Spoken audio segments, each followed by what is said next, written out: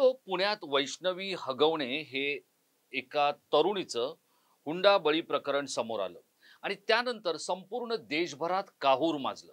कारण अत्यंत अमानुष पद्धतीने एका तरुणीला आपलं जीवन संपवावं लागलं आणि त्याआधी तिचा तितकाच अगदी पाशवी असा छळ करण्यात आला तिच्या सासरच्या लोकांकडून. या संदर्भातली तक्रार किंवा या संदर्भातली या संपूर्ण प्रकरणाची दखल फारशी गांभीर्यानं न घेणाऱ्या महिला आयोगाचे आता अक्षरशः कान उभे राहिलेले. याचं कारण असं आहे की 25 जानेवारी 1993 ला बनलेला हा महिला आयोग महिलांच्या कल्याणासाठी, त्यांचे हक्क आणि त्यांच्या एकूणच संरक्षणासाठी कार्यरत असलेला हा संपूर्ण महिला आयोग आणि त्याच्या चटपटीत लखलखीत वाटणाऱ्या महिला आयोगाच्या अध्यक्षा या सगळ्यावरच आता प्रश्नचिन्ह उपस्थित झाले. या महिला आयोगाच्या अध्यक्षा आहेत राष्ट्रवादी काँग्रेसच्या रुपाली चाकणकर. आतापर्यंत म्हणजे हा महिला आयोग स्थापन झाल्यापासून त्या 8व्या अध्यक्ष आहेत. पण या आधीच्या ज्या 8 अध्यक्षा होत्या त्यांच्यापेक्षा रुपाली चाकणकर काहीशा वेगळ्या आहेत. या आधीच्या ज्याही अध्यक्षा होत्या त्यांच्यापेक्षा त्या सर्वाधिक तरुण अध्यक्ष आहेत आणि त्यांच्या पक्षामध्ये त्यांचं वजन आहे. पण त्यांची खरी ओळख काय आहे, त्यांची कार्यशैली नेमकी कशी आहे आणि त्या आता कमालीच्या वादात आलेल्या आहेत.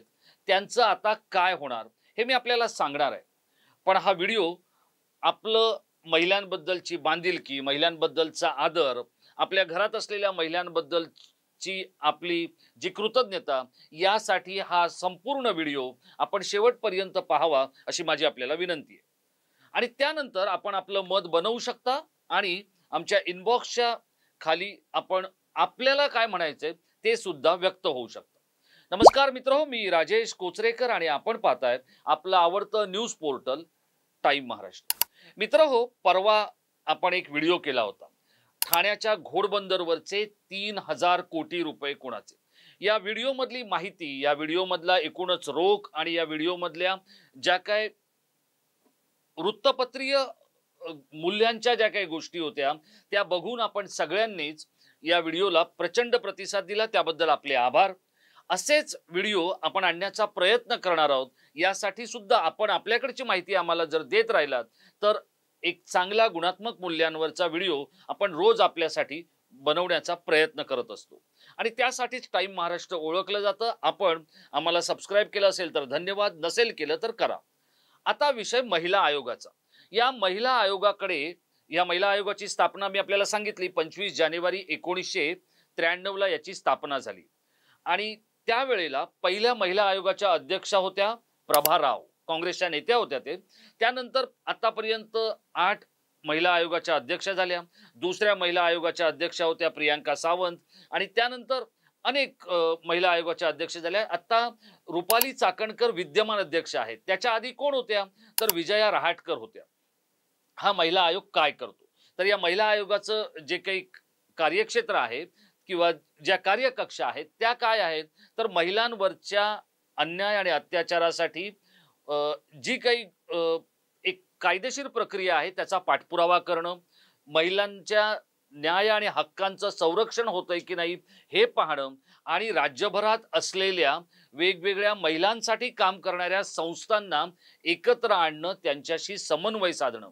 बरं, आता हा जो महिला आयोग आहे हा पूर्ण न्यायिक अशी ही संस्था नाहीये.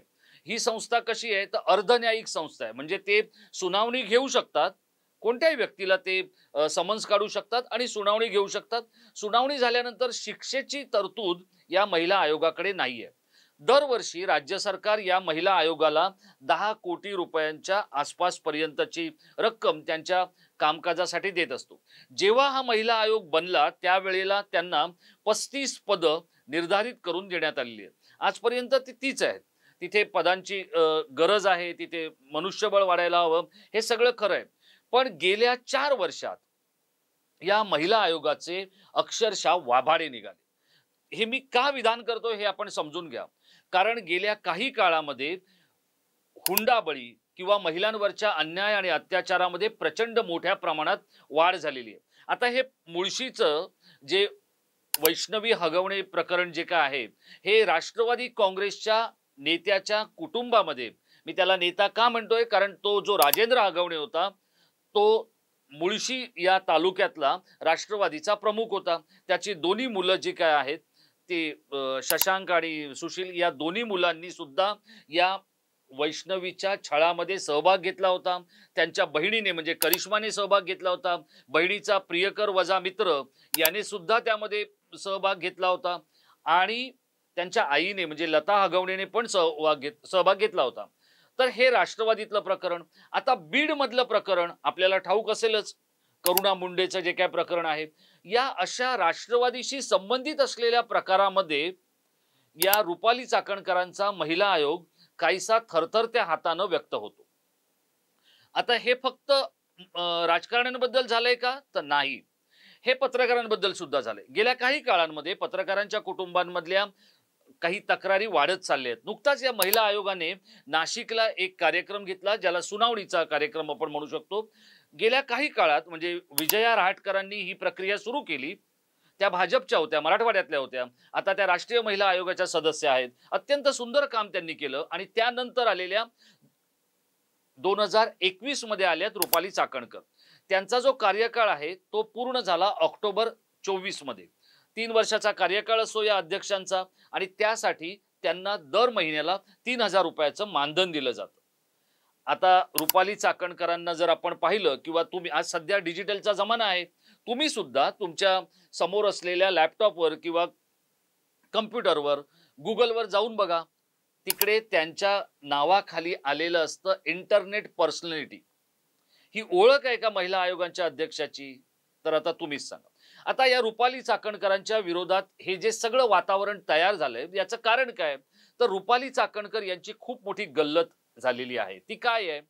तर रुपाली चाकणकर यांना राष्ट्रवादी काँग्रेस आणि महिला आयोग यांच्या मधली जी पुसटशी रेषा आहे, ती त्यांना काही नीट सांभाळता आलेली नाहीये. ती जी लक्ष्मण रेषा असते ना, विधानसभा अध्यक्ष असतील, लोकसभा अध्यक्ष असतील, की जे अशा महत्वाच्या पदांवर बसणारे लोक आहेत, महापौर पदावर बसणारे लोक असतील किंवा महिला आयोगाच्या अध्यक्ष असतील, या काही एका पक्षाच्या नसतात. त्यांनी सगळ्या पक्षातल्या कार्यकर्त्यांना, नेत्यांना, राज्यातल्या जनतेला न्याय देण्याचं काम, सहकार्य करण्याचं काम करायचं असतं. पण हे काही रुपाली चाकणकरांना जमलेलं नाहीये आणि त्यामुळे सगळीकडून त्यांच्यावर टीकेचा भडीमार होतोय. आता या रुपाली चाकणकरांच्या एकूणच कार्यशैलीबद्दल अनेकांना एक असूया आहे किंवा अनेकांना संतापही आहे. आता याच्यात दोन गोष्टी आहेत. संताप कशासाठी आहे ते मी आधी आपल्याला सांगतो आणि असूया कशासाठी आहे ते मी नंतर सांगतो. आता त्यांना जो संताप आहे अनेक लोकांना, त्याचं कारण काय?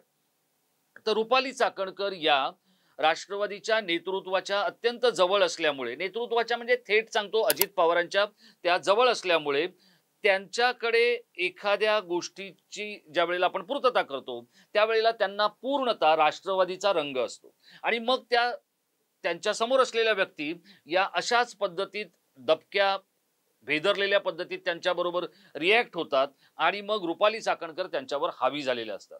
अत्यंत आकर्षक व्यक्तिमत्वाच्या रुपाली चाकणकर यांचा जन्म 28 मे 1982 ला झालेला आहे. बरोबर आहे? म्हणजे ते आता जेमतेम 40च्या 43च्या 45च्या आहेत. अगदी नेमकं वय त्यांचं आहे 43 वर्ष. या 43 वर्षाच्या वयामध्ये 5 फूट 6 इंच उंचीच्या रुपाली चाकणकरांचं शिक्षण हे पुणे विद्यापीठातून पदवीपर्यंतचं झालेलं आहे. पार्वती आणि बबनराव बोराटे यांची लाडकी लेक असलेल्या मराठा कुटुंबातल्या या मुलीनं गेल्या काही काळामध्ये बघता बघता महाराष्ट्राच्या महिला लोकजीवनावर म्हणण्यापेक्षा महिलांच्या एकूणच वावरण्यावर आणि महिला वर्गावर स्वतःची छाप सोडली आहे. आता ती कशामुळे सोडली आहे? तर ती सोडली आहे त्यांच्या व्यक्तिमत्वामुळे, त्यांच्या गौररंगामुळे, त्यांच्या स्टाईल आयकॉनमुळे आणि सगळ्यात महत्वाचं म्हणजे त्यांच्या इंटरनेटवर असण्यामुळे. आता जर त्यांचं आपण उत्पन्न, त्यांना जर मानधन मिळतं हे फक्त 3000 रुपये. निलेश चाकणकरांची धर्मपत्नी असलेल्या रुपाली चाकणकरांच्या उत्पन्नाचं किंवा एकूणच त्यांची जी काही मालमत्ता आहे त्याच्याबद्दल जेव्हा आपण विचार करतो त्यावेळेला ती 7 कोटीची मालमत्ता असल्याचं आपल्या लक्षात येतं. पण त्याच वेळेला त्यांची जी श्रीमंती आहे ती कुठे आहे? तर ती आपण समजून घेतलं पाहिजे. आणि या श्रीमंतीमध्ये त्यांचं लोकप्रियताही दडलेली आहे आणि त्यांच्याबद्दलची असूया सुद्धा दडलेली आहे. त्यांच्या Instagramवर जे फॉलोवर्स आहेत ते 4,25,000 त्यांचे Instagramवर फॉलोवर्स आहेत. आणि जर Facebookवर पाहिलं आपण तर त्यांना 3,97,000 इतकं Facebook समर्थन आहे. म्हणजे बघ या सगळ्या गोष्टीमुळे त्यांच्या नावाखाली इंटरनेट पर्सनॅलिटी येणं हे साहजिकच आहे. पण त्या महिला आयोगाच्या अध्यक्ष आहेत किंवा लीडर आहेत किंवा पॉलिटिकल लीडर आहेत असं काही येत नाही. आणि आत्ता झालंय असं की या रुपाली चाकणकर यांना खरं सांगायचं तर प्रशासनातला काही अनुभव नाहीये आणि त्यामुळे महिला आयोगाचं पुरतं कडबोळं झालेलं आहे. ते कडबोळं कशामुळे झालेलं आहे तर एकतर काय आहे की हा जो महिला आयोग आहे त्यामध्ये 9 सदस्य असतात. आता हे यातले जे 6 सदस्य आहेत हे रिटायर्ड झालेत. ते 6 सदस्य कोण होते ते पण मी आपल्याला सांगतो. आणि ते रिटायर्ड का झाले तर त्यांचा कार्यकाळ संपला म्हणून ते रिटायर्ड झाले.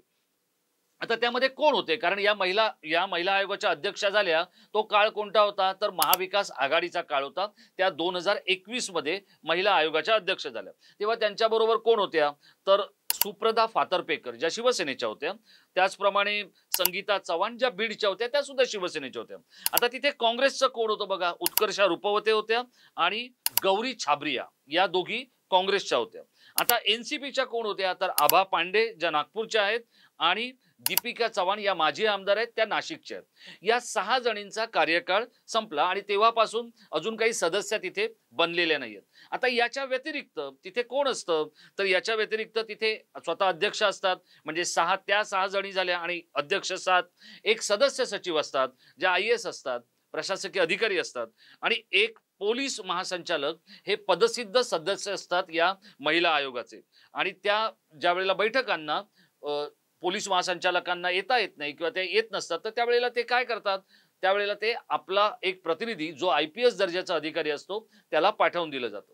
आता हे सगळं होत असताना या महिला आयोगाच्या बाबतीत मी आपल्याला एक किस्सा सांगणार आहे. आता हा जो जिल्हा न्याय सुनावणीचा प्रकार विजया रहाटकर मॅडमने सुरू केला आणि आता रुपाली चाकणकर त्याला पुढे घेऊन जात आहेत. काही दिवसांपूर्वी म्हणजे अगदी शुक्रवारीच गुरुवार शुक्रवारला हा जिल्हा सुनावणीचा कार्यक्रम नाशिकमध्ये झाला. बघा हा तुम्ही हे सगळं शांतपणे बघा की रुपाली चाकणकरांची कार्यशैली बघा आणि त्यांच्यावर होणारे मग आरोपही तुमच्या लक्षात येतील. आता हा नाशिकमध्ये कार्यक्रम व्हायच्या आधी तो पुण्याला सुद्धा झाला होता. पण नाशिक मधल्या कार्यक्रमामध्ये रुपाली चाकणकरांकडे एक महिला आली. ती एका पत्रकाराची पत्नी होती आणि तो पत्रकार नाशिक मधला वजनदार पत्रकार होता. या रुपाली चाकणकरांच्या शेजारी तिथले SP सुद्धा बसलेले होते आणि त्या महिलेने सांगितलं की माझ्यावर अन्याय होतोय, मला अत्याचार होतोय, मला खूप मारहाण होते, त्रास होतोय, माझा शारीरिक आणि मानसिक छळ केला जातो. आता हे सगळं सांगितल्यानंतर तिची माहिती घेता घेता ती एका मोठ्या पत्रकाराची पत्नी आहे हे जेव्हा लक्षात आलं त्यावेळेला SP-ना काही त्याची फारशी कल्पना नव्हती. पण स्थानिक पोलिसांना ते सगळं प्रकरण माहित होतं. आता ती पत्रकाराची पत्नी असल्यामुळे पोलीस पण घाबरून होते. पोलिसांनी पण कारण तो वजनदार पत्रकार होता. चिरकुट पत्रकारांना काय फारसे पोलीस ताकास्तूर लागू देत नाहीत. पण तो वजनदार पत्रकार असल्यामुळे पण SP हे निष्पक्षपणे त्यांनी विचारलं की बाबा हे कोण आहे. मग त्यांनी चौकशी केली तर संबंधित तो पत्रकार राहत असलेल्या त्या स्थानिक पोलिसांकडे चौकशी केल्यानंतर असं लक्षात आलं की त्या पत्रकार महाशयांच्या महोदयांच्या वजनामुळे आणि त्यांच्या सगळ्या तिथल्या वागणुकीमुळे आणि वावरण्यामुळे त्या इमारतीमधले लोक पण त्यांना त्या महिलेला पाठिंबा देत नव्हते, मदत करत नव्हते, सहकार्य करत नव्हते. सगळे त्या पत्रकाराला घाबरून होते. पोलिसांची पण तीच अवस्था होती. समोरच्या पोलीस अधिकाऱ्याने गोल गोल फिरून काहीतरी SP-ना सांगितलं आणि ते प्रकरण तिथे थांबलं. त्यानंतर SP असं म्हणाले की तुम्ही उद्या जा त्यांच्याकडे, तिथल्या स्थानिक पोलिसांकडे, त्यांनी सहकार्य केलं नाही तर मला सांगा, आम्ही तुमच्या बरोबर आहोत. आता जर रुपाली चाकणकरांचा महिला आयोग एका पत्रकाराच्या बाबतीत जो वजनदार पत्रकार आहे नाशिक मधला त्याच्या बाबतीत इतक्या कडकपणे जर वागत असतील किंवा ते पोलिसांना वागायला भाग पाडत असतील आणि पोलिसही जर वागत असतील तर मग वैष्णवी हगवणे आणि करुणा मुंडे यांना रुपाली चाकणकरांचा महिला आयोग वेगळा न्याय का देतो? का तर ते घड्याळ बाबाचे मुलं आहेत, ते अजितदादांची माणसं आहेत, ती राष्ट्रवादीचे लोक आहेत म्हणून त्यांना वेगळा न्याय. या सगळ्या अशा गोष्टींमुळे काय झालंय की आता हे महिला आयोगाचं पोर्टल नाहीये. ते पोर्टल बनवण्याचं काम हे राज्य सरकारच्या IT विभागाकडून किंवा माहिती आणि तंत्रज्ञान विभागाकडून बनवण्याचं काम सुरू आहे आणि त्यामुळे इथे जो काही सगळा गोंधळ आहे तो आपल्याला दिसतोय. आता इथे ज्या जास्तीत जास्त तक्रारी येत आहेत त्या हुंडाबळीच्या आणि छळाच्या, ज्याला आपण डोमेस्टिक व्हायलन्स म्हणतो, त्याच्या तक्रारी येत आहेत. पण हे सगळं करताना रुपाली चाकणकर यांचा अनुभव नसल्यामुळे आणि फक्त नेतृत्वाकडे त्यांची उडबस असल्यामुळे त्यांना हे सगळं मिळालेलं आहे. बरं, मिळालं तर मिळालं, ते पुढे नीट न्यायला हवं, ते काही त्यांना जमत नाहीये. कारण राज्यभरात महिला आयोग किती संस्थांशी संबंधित आहे याची माहिती आयोगाकडे नाही. बरं, या सगळ्या गोष्टीसाठी जर आपण रुपाली चाकणकरांना फोन केला तर तिथूनही प्रतिसाद येत नाहीये. आता हे सगळं होत असताना ज्या वेळेला त्या अडचणीत आल्या आहेत किंवा ज्या वेळेला त्या वादात आल्या आहेत, याचं एकमेव कारण त्यांना असलेला डिजिटलचा किंवा इंटरनेटचा सर्वाधिक सोर्स. आता या सगळ्या गोष्टी रुपाली चाकणकरांच्या अंगलट का आल्या त्याही मी आपल्याला सांगतो. त्यांना कॅमेराचं प्रचंड वेड आहे. त्यांना एक सोहम नावाचा मुलगा आहे जो आता अभिनय करणार आहे आणि त्याला अभिनयाचे दारं उघडता यावीत यासाठी रुपाली चाकणकरांचा प्रयत्न सुरू आहे. त्या पुण्यातल्या, संपूर्ण पुणे जिल्ह्यातल्या ज्या काही प्रतिष्ठित महिला आहेत किंवा वजनदार महिला आहेत त्यापैकी त्या एक आहेत. म्हणजे अगदी पुणे आणि महाराष्ट्राच्या जिल्ह्यातले ताई, भाऊ या सगळ्या काय जर आपण विचारणा केली किंवा हे सगळं जर आपण समजून घेतलं तर याच रुपाली चाकणकर शरद पवारांच्या बाबतीत प्रचंड कृतज्ञ आणि आध्यात्मिक होत्या, की मग जे त्यांना विठ्ठल वगैरे म्हणत होत्या. पण आता जेव्हा त्यांचा 3 वर्षाचा कार्यकाळ पूर्ण झाला आणि त्यांना 1 वर्षाचं एक्सटेन्शन मिळालंय, ते अजून म्हणजे ते ऑक्टोबर 24 मध्ये मिळालंय, त्याला आता जेमतेम एक साधारण 6-8 महिने झालेले आहेत. आता रुपाली चाकणकरांचं शेवटी काय होणार आहे तेही मी आपल्याला सांगणार आहे. पण या रुपाली चाकणकरांच्या या सगळ्या कार्यशैलीमुळे बघा, त्या काय करतात, त्या स्वतःमध्ये एक आमदार बघतायत. त्यांना आता आमदारकीचे वेध लागलेत.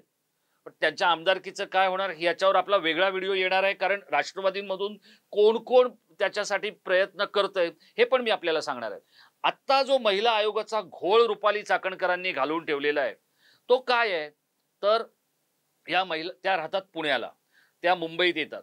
मुंबईमध्ये त्यांना सरकारचा जर आपण विचार केला तर सरकारकडून जी काही संमती वगैरे मिळते त्यानुसार त्यांना गेस्ट हाऊसमध्येच राहणं हे सरकारने दिलेल्या मानधनामध्ये किंवा सरकारच्याकडून मिळणाऱ्या पैशांमध्ये ते तेवढंच होऊ शकतं. आता त्यांच्या या सगळ्या कार्यशैलीमध्ये एक गोष्ट आपल्याला अभावाने दिसते, ती म्हणजे या कोणत्याही गोष्टीचा पाठपुरावा करण्याची त्यांची तयारी किंवा क्षमता नाहीये. कारण त्यांचा प्रशासकीय वकूबच नाहीये आणि प्रशासकीय वकूब नसलेल्या एका महिला नेत्याला अजित पवार यांच्या सारख्या राष्ट्रवादीच्या राष्ट्रीय अध्यक्षाने, मी बरोबर म्हणतोय राष्ट्रीय अध्यक्षाने, कारण फुटलेल्या राष्ट्रवादीचे ते राष्ट्रीय अध्यक्ष आहेत, तर त्यांनी जिला प्रशासकीय काहीच कळत नाहीये त्या महिलेला इतक्या लाडाकोडात या महिला आयोगाच्या अध्यक्षपदावर बसवलंय. पण दिवसागणिक महिलांवरचे जे अत्याचार आणि अन्याय होत आहेत ह्या सगळ्या बाबतीत रुपाली चाकणकरांच्या कार्यालयातून एकच होतं, पोलिसांना मेल जातो, पोलिसांकडून आलेल्या मेलवर पुन्हा दुसरा मेल जातो. आणि त्यामुळे महिला आयोग हा फक्त पोलिसांशी मेल खेळण्यासाठीच आहे का असा प्रश्न सुद्धा राज्यातल्या महिलांवरती काम करणाऱ्या संस्थांना पडतो. या संस्थांना एकत्र करून या संस्थांच्या बद्दलच्या कामाचा, त्या समस्यांचा, महिलांवरच्या अडचणींचं संशोधन करून त्यातल्या कायदेशीर बाबी तपासून त्यामध्ये कायदा आणि विधी खात्याशी किंवा मंत्रालयाशी समन्वय साधत काय करायचंय याकडे, म्हणजे अभ्यास आणि रुपाली चाकणकर यांचं विळ्या भोपळ्याचं वैर आहे. हा, आता मग मुख्यमंत्री कुठेही असू द्या त्यांच्या फ्रेममध्ये आपण कसे येणार, अजित पवार कुठेही असू द्या त्यांच्या फ्रेममध्ये आपण कसे दिसणार, यासाठी त्यांचा अट्टाहास सुरू असतो. तुम्ही त्यांचे इंटरनेटवर जा, तुम्ही सोशल मीडियावर कुठेही जा, रुपाली चाकणकरांची साडी रिपीट झाली आहे, रंग रिपीट झालाय असं तुम्हाला कुठेही दिसणार नाही. इतक्या त्या मीडिया सावी आहेत आणि या मीडिया सावी त्यांच्या असण्यामुळे, त्यांच्या गौर रंगामुळे, वरिष्ठांकडे असलेल्या त्यांच्या उडबसीमुळे किंवा हाय प्रोफाईल वर्तुळात त्यांच्या वावरण्यामुळे त्यांच्याबद्दलची एक असूया काही महिला कार्यकर्त्यांमध्ये सुद्धा निर्माण झालेली आहे, काही पुरुष पदाधिकाऱ्यांमध्ये आणि नेत्यांमध्ये सुद्धा तयार झालेली आहे आणि तेच त्यांच्या वादग्रस्त ठरण्याला कारणीभूत ठरले. आता बघा, पुण्यात किंवा अगदी कोल्हापुरात, महाराष्ट्रात कुठलाही कुठलाही दादा, अण्णा, आप्पा, भाऊ कोणीही असू द्या, त्या सगळ्यांना प्रिय कोण? रुपालीताई. याचं कारण काय? तर याचं कारण वरिष्ठांकडे असलेली उठबस. आणि मग ती उठबस जर आहे तर त्याचा फायदा हा महिला आयोगाला व्हायला नको का? पण तो होताना दिसत नाहीये. महिला आयोगाचा कारभार हा अत्यंत विस्विशीत झालेल्या गोधडीसारखा चाललेला आहे. अस्तित्वासाठी गोधडी आहे, पण ती काही आपल्या कामाची नाहीये, अशी त्यांच्या एकूणच महिला आयोगाच्या सगळ्या कामकाजाची आणि कारभाराची परिस्थिती झाली. आता ज्या वेळेला लाडकी बहीण योजना आली, आता हा जो महिला आयोग आहे तो गंमत बघा काय, तो महिला आयोग कोणाच्या अंतर्गत येतो? तर महिला आणि बाल कल्याण विकास मंत्रालयाच्या अंतर्गत येतो. आता तिथे मंत्री कोण आहेत? आदिती तटकरे. आदिती तटकरे या प्रचंड लोकप्रिय झाल्या लाडकी बहीण प्रकरणामध्ये, कारण त्यांनी ज्या काय लाडकी बहीणची जी योजना राबवली त्यामुळे महायुतीचं सरकार पुन्हा राज्यात आलं. पण या आदिती तटकरे कधी वादग्रस्त ठरत नाहीत, मग रुपाली चाकणकरच का ठरतात? हा सुद्धा प्रश्न आहे. आता मी जाता जाता आपल्याला एक छोटा किस्सा सांगतो. महाराष्ट्रात एकूण 288 आमदार आहेत. या आमदारांपैकी महाराष्ट्राच्या विधिमंडळात, म्हणजे जे मागचं विधिमंडळ होतं त्याच्याबद्दल मी सांगतोय आपल्याला, ज्यामध्ये रुपाली चाकणकर रिपीट झाल्या, त्या विधिमंडळामध्ये एक महिला नेत्या होत्या ज्या MMRD रिजन मध्ये राहतात, ज्यांचे पती बांधकाम व्यावसायिक आहेत, त्यांच्याकडे स्वतःची रोल्स रॉयस आहे. आता रोल्स रॉयस काय हे मी आपल्या प्रेक्षकांना सांगण्याची गरज नाही. ही जी रोल्स रॉयस कार आहे ही घेऊन त्या विधिमंडळामध्ये 1-2 वेळा आल्या होत्या. काही जास्तही वेळा असेल, मी तर त्यांना 2-3 वेळा आलेलं पाहिलं. पण त्यांची कौटुंबिक पार्श्वभूमी आणि त्यांचं येणं त्या रोल्स रॉयस मधून हे अनेकांना खटकलं होतं. पण त्याचा तितकासा बभरा झाला नाही, तितकासा गोंधळ झाला नाही. याचं कारण काय? तर ती रोल्स रॉयस त्यांच्या कुटुंबाला, त्यांना सूट होते किंवा ती त्यांच्या बरोबर जाते असं वाटू शकण्यासारखी स्थिती होती. कारण त्यांचं कुटुंब प्रचंड श्रीमंत आहे आणि अमराठी कुटुंब आहे ते. पण त्या रोल्स रॉयस वाल्या आमदार ज्या आहेत त्या काम पण खूप करायच्या, वादग्रस्त होत्या, अनेक अधिकाऱ्यांना छळायच्या, त्या काम पण खूप करायच्या. पण तरी त्यांना घरी बसवलं गेलं. हरल्या, त्या निवडणूक हरल्या. आणि आता रुपाली चाकणकरांचं सुद्धा त्यांच्यासारखंच झालेलं आहे. कसं आहे की रुपाली चाकणकरांच्या साड्या, त्यांच्या पर्स, त्यांचा परफ्यूम, त्यांची बॉडी लँग्वेज, त्यांची स्टाईल आणि त्यांचं इंटरनेटवरचं असणं, या सगळ्याबद्दलची जी असूया आहे त्या असूयेचा जो राग, संताप जो आहे तो महिला आयोगावर निघतो. आता मी आपल्याला सांगतो, रुपाली चाकणकर यांना जी कालमर्यादा वाढून मिळालेली आहे, त्यांच्या जे काही 6 सदस्य असतात ते 6 सदस्य लवकरच नेमले जातील आणि रुपाली चाकणकर यांची महिला आयोगातून उचलबांगडी होईल. नवी महिला आयोगाची अध्यक्षा तिथे नक्की येईल आणि हा जो असा विस्कळीत झालेला जो कारभार आहे तो स्थिर सावर करण्यासाठीचा प्रयत्न केला जाईल. पण म्हणून रुपाली चाकणकर शांत बसणार आहेत का? तर आपण खुळे आहोत असं समजणार आहे. ज्यांचं एवढं वजन आहे, ज्यांचं इतकं वरिष्ठांकडे उठणं बसणं आहे, त्या शांत बसणं शक्य नाही. त्यांनी आमदारकीची तयारी सुरू केलेली आहे. जेव्हा त्या प्रदेशाध्यक्ष होत्या त्यावेळेला त्या, आणि त्यांचं एक वैशिष्ट्य आहे की एक महत्वाचं पद हातातून जातंय असं लक्षात आलं की लगेच दुसऱ्या पदावर पटकन आपली बैठक जमवायची. पण आता त्यांना हे किती शक्य होईल? आणि जो लाखो बहिणींचा लाडका देवाभाऊ राज्याच्या मुख्यमंत्रीपदी बसलाय, त्यांना हे पटतंय का? बघा तिथे आता जर आपण विचार केला राज्य सरकारचा, तर एक आहे दादा, दुसरे आहेत भाऊ आणि तिसरे आहेत बाई. तिघांनाही प्याऱ्या आहेत रुपालीताई. अशी एकूणच परिस्थिती झालेली आहे. आता ही महिला आयोगाची परिस्थिती बदलण्यासाठी तरी देवेंद्र फडणवीस, एकनाथ शिंदे आणि अजित पवार यांना जी काही आपली 3 शक्तिपीठं आहेत ती खरंच शक्ती देणार आहे का? आणि रुपाली चाकणकर यांच्यासारख्या इंटरनेटवरच वावरणाऱ्या आणि इंटरनेट आणि इंस्टाग्राम आणि फेसबुक हेच आपलं विश्व मानणाऱ्या महिला नेत्याच्या हातून हा महिला आयोग सुरक्षित हाती जाणार आहे की नाही, हाच खरा प्रश्न आहे. जर मुंडे आणि हगवणे यांना एक न्याय मिळतो आणि इतर महिलांच्या बाबतीत किंवा इतर तक्रारींच्या बाबतीत वेगळा न्याय समोर येतो, याला आपण काय म्हणायचं? मित्रहो, रुपाली चाकणकर यांच्याबद्दल आपल्याला काय वाटतं? आपण आमच्या इनबॉक्समध्ये व्यक्त व्हा. आणि मित्रहो, महिला आयोगाच्या संदर्भात आपल्याला काही सुचवायचं असेल तर तेही आम्हाला कळवा. आम्ही ते मुख्यमंत्री कार्यालयापर्यंत सुपूर्द करण्याची जबाबदारी पार पाडू. मित्रहो, राज्याच्या राजकारणातले असेच काही महत्त्वाचे विषय समजून घेण्यासाठी आणि त्यावरचं विवेचन ऐकण्यासाठी आपण टाइम महाराष्ट्राला सबस्क्राईब करा. मित्रहो, यातून रुपाली चाकणकर यांच्या प्रतिभेचं कुठेही हनन करण्याचा किंवा महिला वर्गाला कोणतीही दूषणं देण्याचा आमचा प्रयत्न नाही. पण याच पद्धतीने जर कामकाज सुरू राहिलं तर महाराष्ट्रात आणखी इतर कुटुंबांमध्ये वैष्णवी हगवणे होऊ नये यासाठीचाच हा टाइम महाराष्ट्राचा प्रपंच होता. आपण हा व्हिडिओ ऐकला असेल, पाहिला असेल आणि तो तुम्हाला आवडला असेल तर लाईक करून शेअर करायला विसरू नका. अशाच काही महत्त्वाच्या व्हिडिओसाठी आपण टाइम महाराष्ट्राच्या बरोबर जुळलेले आणि जोडलेले राहा. आपली निराशा होणार नाही इतकंच सांगतो आणि इथेच थांबतो. धन्यवाद.